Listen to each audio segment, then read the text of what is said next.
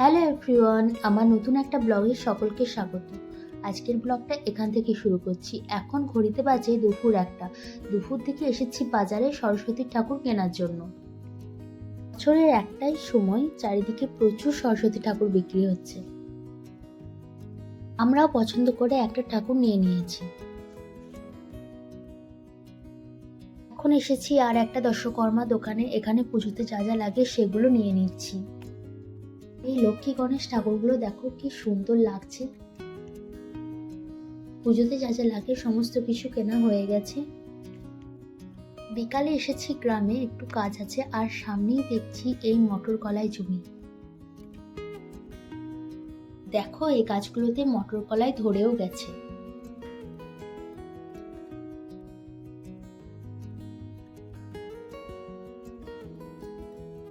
আর এটা হচ্ছে গমের জমি। গমের শীষগুলো এত সুন্দর লাগে দূর থেকে, কি বলবো। গমের শীষ নেওয়ার জন্য মেনলি আসা। পুজোতে যবের শীষ লাগে কিন্তু নেই, তাই গমের শীষই নিয়েছি।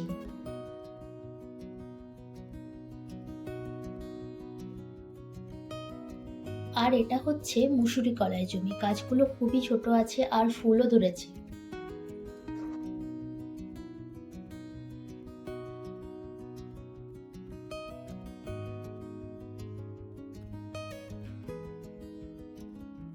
এখন এসেছি আমাদের জমিতে সজনে ফুল নিচ্ছি।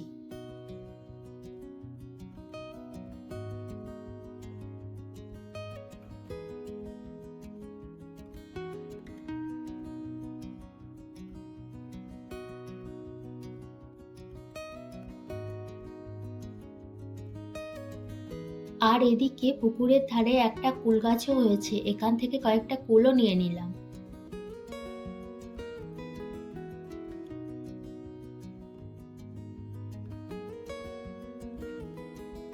আমাদের জমির পাশেই চাপা কলা গাছ। দেখো গাছে কলা ধরেও রয়েছে।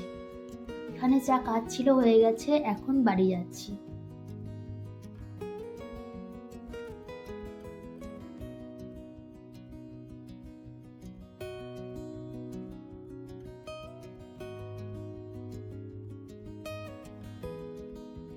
কাল তো সরস্বতী পুজো, তাই মণ্ডপে মণ্ডপে ঠাকুর নিয়ে যাচ্ছে। সকাল সকাল ঘুম থেকে উঠে স্নান করে একদম রেডি হয়ে গেছি। এদিকে পুজোর সমস্ত জোগাড় শুরু হয়ে গেছে।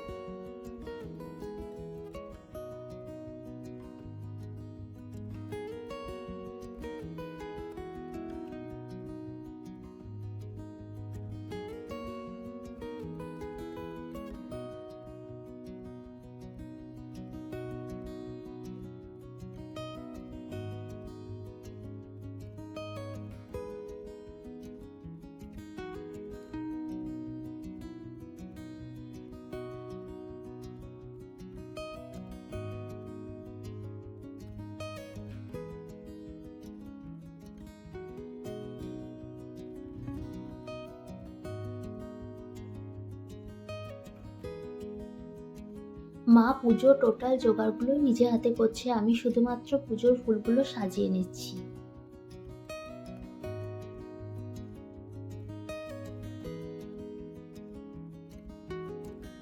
পুজোর জোগাড় প্রায় হয়েই এসেছে।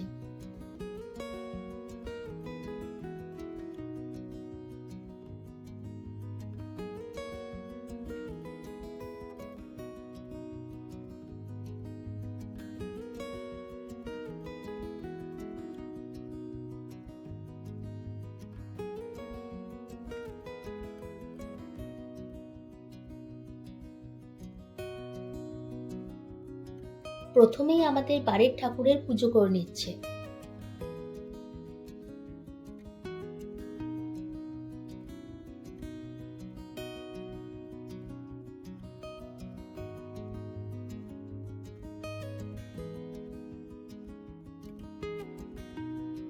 আমাদের পুজো জোগাড় তো হয়ে গেছে, তাই প্রথমেই আমি পুজো করে নিলাম। এখন মা পুজো করছে।